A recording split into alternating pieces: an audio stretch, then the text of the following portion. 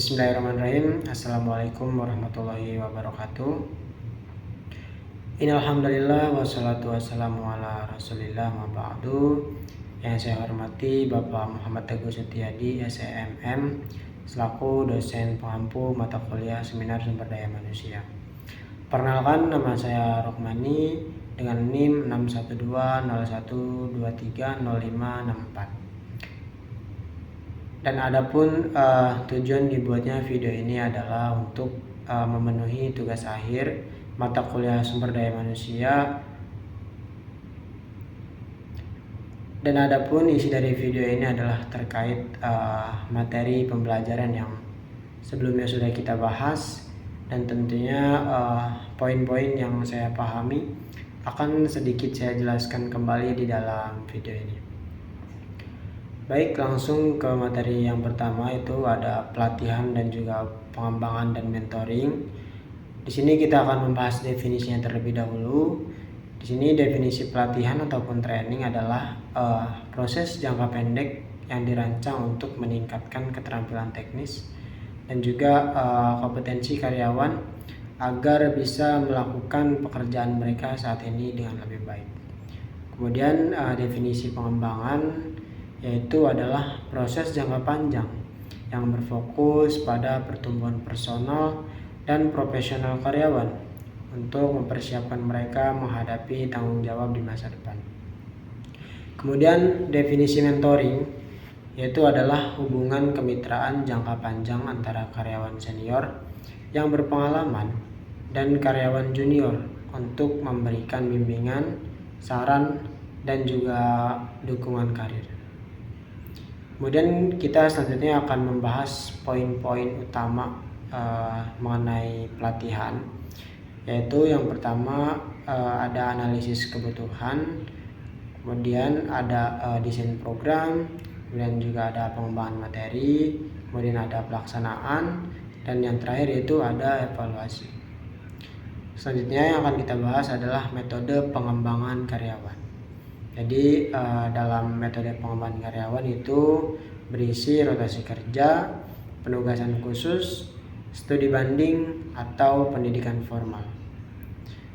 Dan yang terakhir manfaat mentoring yaitu adalah mentransfer pengetahuan berbasis pengalaman yang tidak tertulis. Jadi mempercepat adaptasi budaya perusahaan dan meningkatkan loyalitas. Jadi contohnya itu dari ketiga materi tersebut itu sebuah perusahaan teknologi mengadakan kelas intensif coding selama 2 minggu untuk karyawan baru. Nah, itu termasuk contoh untuk pelatihan. Kemudian setelah setahun bekerja, karyawan tersebut berprestasi di bidang beasiswa sertifikasi manajemen. Nah, kemudian itu adalah contoh dalam pengembangan. Dan yang terakhir yaitu adalah dipasangkan langsung dengan direktur teknologi sebagai penasihat karir mereka. Nah, itu adalah contoh dari mentoring itu sendiri, teman-teman. Kemudian selanjutnya materi yang kedua yang akan kita bahas pada kesempatan kali ini adalah mengenai manajemen kinerja dan sistem kompensasi.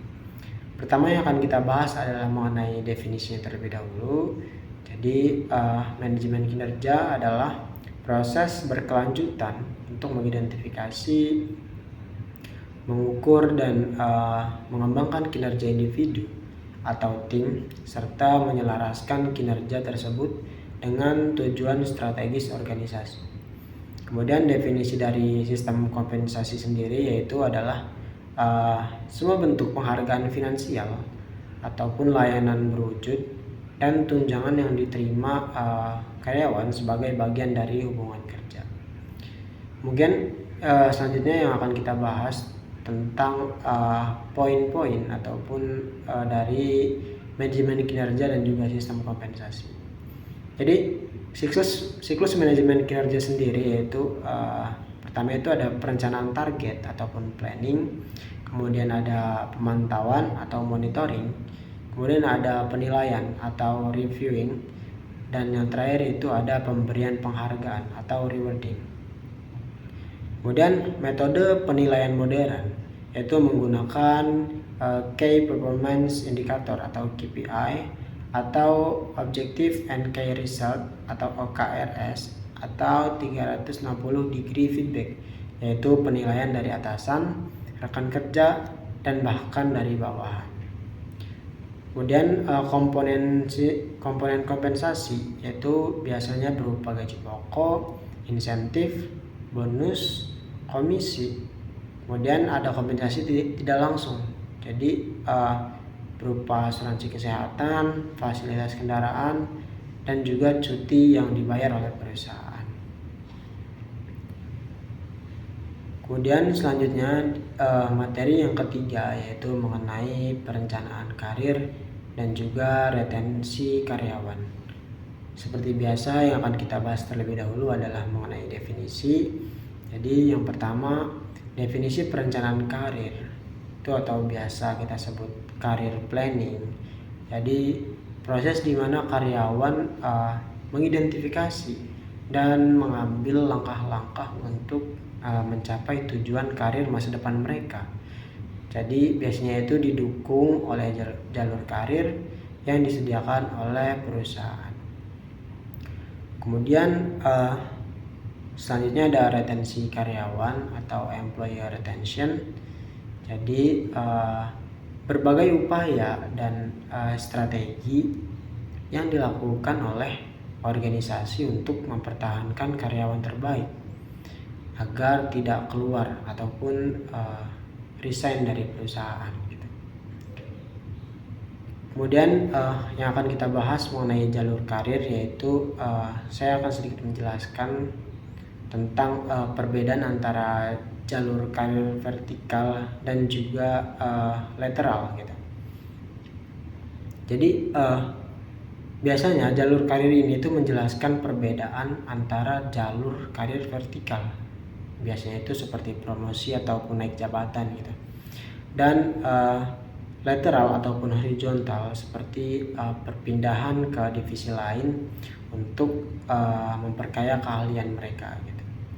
Kemudian ada faktor pendorong retensi juga di sini, yaitu mengenai lingkungan kerja yang sehat ataupun biasa kita sebut work life balance ya teman-teman. Kemudian ada kompensasi yang kompetitif, kemudian juga ada budaya organisasi yang inklusif, dan kejelasan jenjang karir itu sendiri. Kemudian selanjutnya ada tentang strateginya juga nih, strategi mencegah turnovernya teman-teman.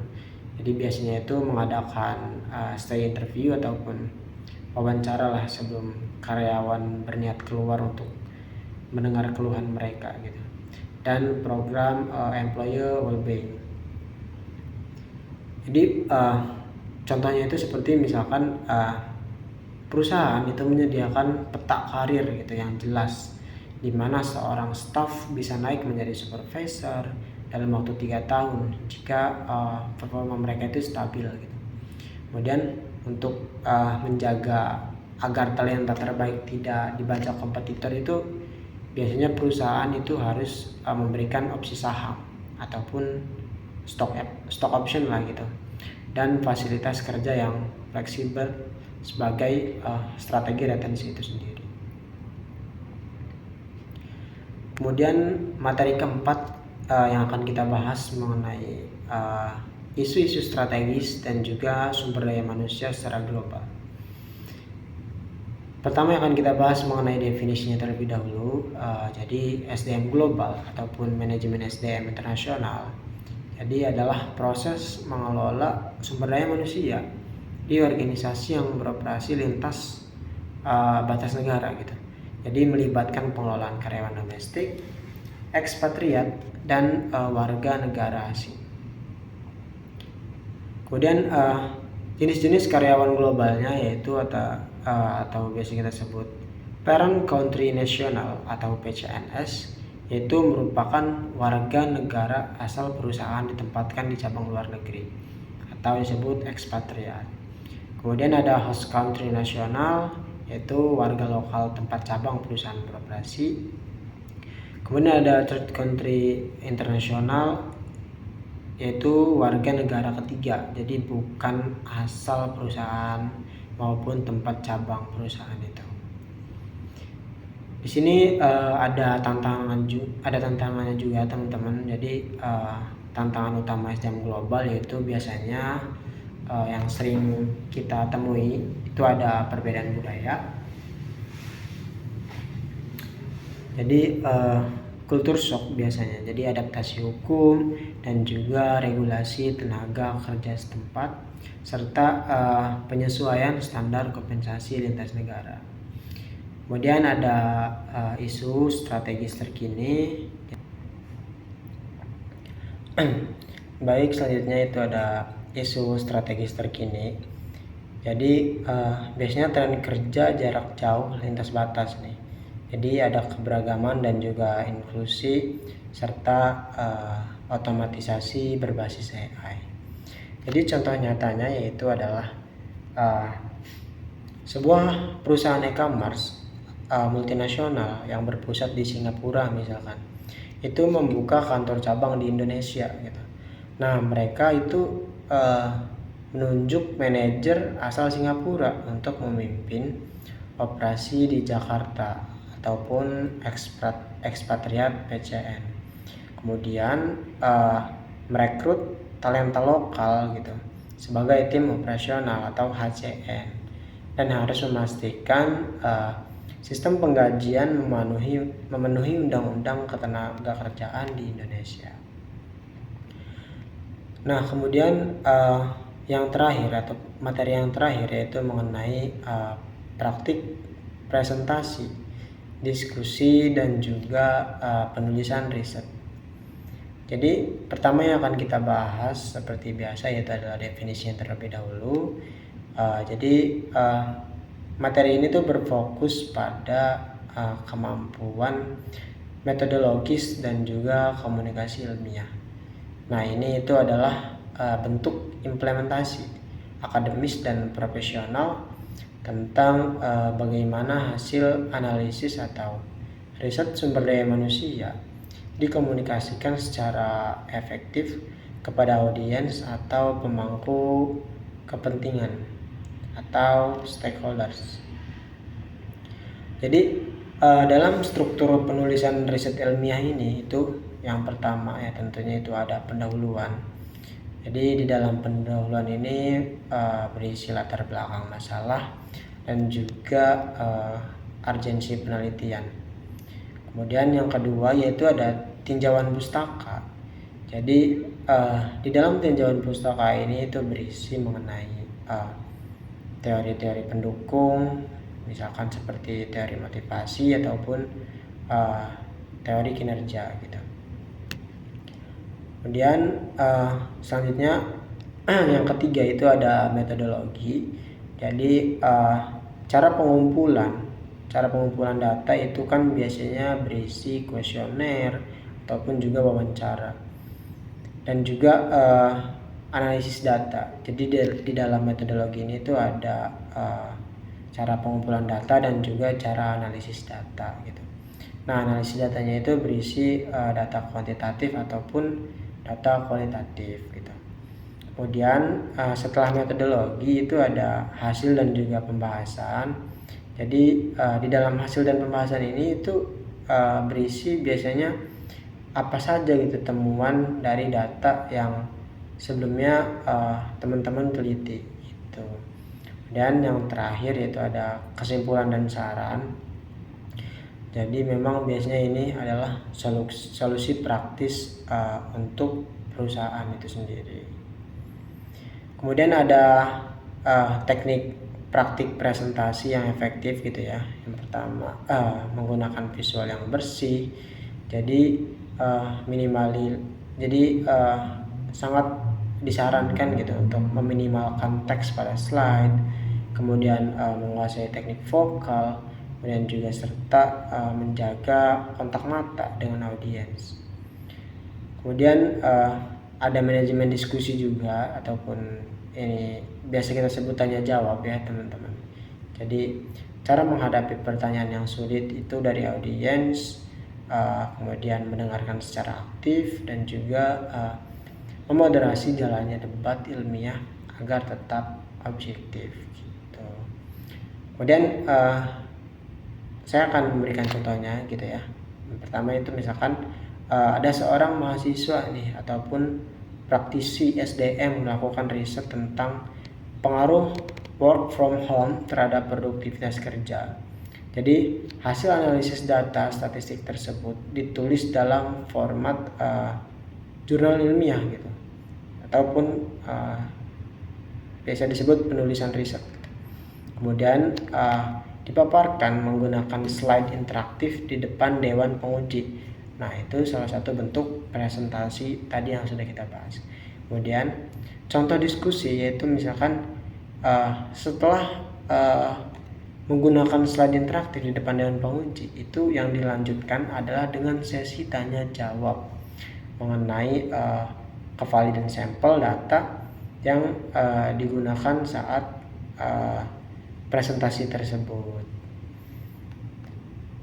Nah, jadi itulah materi yang dapat saya sampaikan. Semoga apa yang saya sampaikan bisa bermanfaat untuk teman-teman semua. Dan saya mohon maaf apabila ada salah-salah kata ataupun salah pengucapan yang memang belum sesuai, karena saya juga masih dalam tahap belajar. Jadi cukup sekian, terima kasih. Wassalamualaikum warahmatullahi wabarakatuh.